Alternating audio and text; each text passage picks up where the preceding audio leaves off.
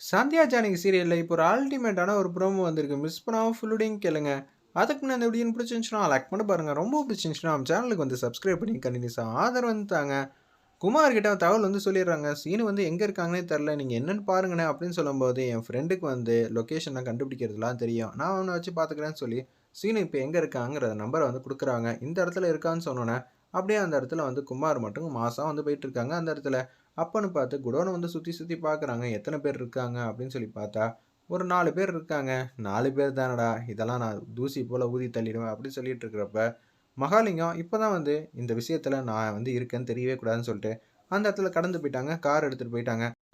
சரி ஒரு செம்ம ஆக்ஷன் பிளக் காத்திருக்குன்னு சொல்லிட்டு, குமார் வந்து மாசா வந்து உள்ள வந்து என்ட்ரி வந்து குடுக்குறாங்க. சத்தமே போடாம வந்து கயிறெல்லாம் அவுத்துட்டு அவங்கள கூட்டிட்டு போவாங்கன்னு பார்த்தீங்கன்னா, அப்படிதான் நடக்கல.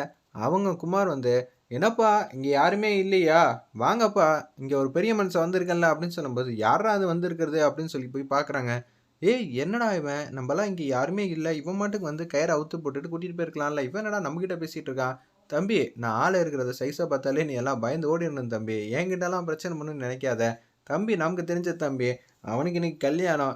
என் தலைமையில தான்ப்பா கல்யாணமே நடக்குது. இப்படியெல்லாம் பண்ணீங்கன்னா, நான் வந்து கண்டுபிடிக்க மாட்டேனா? அண்ணே வந்துட்டீங்களா அண்ணே? அப்படின்னு சொல்றாங்க. தம்பி அண்ணன் வந்துட்டேன்ல. இப்ப என்ன? என்னண்ணே இப்படி பண்ணிட்டு இருக்கீங்க? ஒரு 2 நிமிஷம் டைம் குடு தம்பி. இவங்கள எல்லாரையும் பார்த்துக்கிறேன் அப்படின்னு சொல்லும்போது, டேய் சார் 2 நிமிஷம் தான் டைம் குடுக்குறாராம். நீ 1 நிமிஷத்துக்குள்ளேயே சார ஏதாவது பண்ணுன்னு சொல்லி, மகாலிங்கத்தோட அசிஸ்டன்ட் வந்து ஒருத்தவங்க மட்டும் வராங்க. கன்னத்திலே பொளிச்சு பொளிச்சுன்னு அடிக்கிறாங்க. அப்படியே வந்து அவங்க செல போல நிக்கிறாங்க. சுண்டி விரலால தட்டி விடுறாங்க. அப்படியே கீழ விழுவுறாங்க. அப்படியே 3 பேர் வராங்க. டப்பு டப்புன்னு அடிச்சு போட்டாங்க. அடிச்சதும் தெரியல. அவங்கலாம் கீழ விழுந்ததே தெரியல. அடுத்த சீனே வந்து கயிற வந்து அவுத்து விட்டாங்க. நல்ல வேளை நான் வந்துட்டேனே, இல்லாட்டி ஏதோ பிரச்சனையா இருக்கும். தம்பி நான் தான் இருக்கும்போது இந்த கல்யாணம் இன்னைக்கு எப்படி இருந்தாலும் நடந்துருங்கிற மாரி வாக்குறுதி குடுத்துட்டு குடுகுடுன்னு வராங்க. மண்டபத்துக்கு வந்துடுறாங்க. நம்ம மாயாவுக்கு வந்து மனசே சரியில்ல. என்னடா இது? நம்ம ரொம்பவே கஷ்டமா இருக்கே. சீனு வந்துட்டானா இல்லையா? அப்படின்னு சொல்லும்போது சீனு வந்து ஃபோன் அடிச்சு சொல்றாங்க. நான் இங்க தான் இருக்கேன். நிச்சயம் வந்து இது வேற யாரோட ஏற்பாடா தான் இருக்கும். நம்மள வந்து ரொம்ப க்ளோஸா வந்து ஃபாலோ பண்ணிட்டு இருக்காங்க அப்படின்னு சொல்லி யோசிச்சுட்டு இருக்காங்க. நீ மண்டபத்துக்கு சேஃபா வந்துருன்னோனே மண்டபத்துக்கு வந்துட்டேன்னோன பட்டு வேட்டி, பட்டு சட்டை வந்து குடுக்குறாங்க. அந்த இடத்துல மாயா வந்து கல்யாணம் பண்ணிக்கணுங்கிற ஆர்வத்துல ஃபர்ஸ்ட்டு ரெடி ஆயிட்டாங்க. நம்ம ரகுராம் ஃபேமிலிலேருந்து ஒவ்வொருத்தரா வந்து மாசா வந்து என்ட்ரி வந்து குடுக்குறாங்க.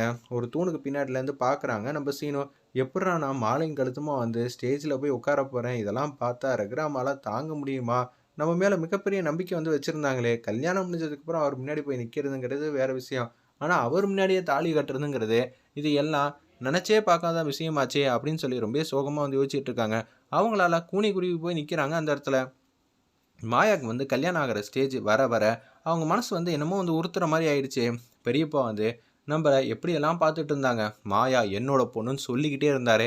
இப்பன்னு பார்த்து இது மாரி ஒரு சிச்சுவேஷன் வந்துருச்சே அப்படின்னு சொல்லி யோசிச்சுட்டு இருக்கப்ப, பெரியப்பாங்கிற மாரி குடுகுடுன்னு ஓடி வந்து, நம்ப ரகுராம வந்து ஹக் பண்றாங்க அந்த இடத்துல. "பெரியப்பா நான் தப்பு பண்ணிட்டேன் பெரியப்பா. என்னைக்குமே நான் உங்களோட நம்பிக்கை துரோகம்லாம் சம்பாரிக்க மாட்டேன் அப்படின்னு சொல்லி ஃபீலிங்கா வந்து பேசுறாங்க. என்னம்மா சொல்ல வர? நீ என்னதான் சொல்ற? அப்படின்னு சொல்லும்போது, சுத்தி இருக்கிற பத்மா, பார்வதி எல்லாரும் வந்து கன்னாபின்னான்னு கத்துறாங்க. அதான் எங்க குடும்பத்தோட மானம், மரியாதை போற அளவுக்கு நடந்துக்கிட்டல்ல அப்படின்னு சொல்றாங்க. இல்ல நான் அவசரப்பட்டுட்டேன். நான் எந்த பையனையும் வந்து காதலிக்கல அப்படின்னு சொன்னோனே, குமாருக்கு தூக்கி வாரி போட்டுருது. என்னடா அவ அன்னைக்கு இதே மாரி தான் கல்யாணத்த நிப்பாட்டினான். இன்னைக்கு இவளே நிப்பாட்டிட்டாளே! என்ன ஆச்சு? கஷ்டப்பட்டு நம்ப சீனுவெல்லாம் காப்பாத்தி கூட்டிட்டு வந்ததெல்லாம் வேஸ்ட்டா போச்சே அப்படின்னு சொல்லி குமார் வந்து யோசிச்சுட்டு இருக்காங்க. சார் உங்க பொண்ணுக்கு இதே தான் சார் வேலையா போச்சுங்கிற மாரி குமார் வந்து யோசிக்கிறாங்க. அந்த இடத்துல அல்டிமேட்டா இருந்துச்சுன்னே சொல்லலாம் அந்த சீன்லாம் பார்க்கறதுக்கு. சீனு எப்படி தான் வந்து முன்ன நின்னு ரகுராம் முன்னாடியே தாலி கட்ட போறாங்கன்னு சொல்லி கவலையில இருந்தா, இப்ப என்ன மாயா வந்து இப்படி சொல்ட்டா, ஒரு பக்கம் வந்து நிம்மதியா இருக்கு. ரகுராம் முன்னாடி இப்ப நான் நிக்க வேண்டிய அவசியம் இல்ல, தேவையும் இல்ல.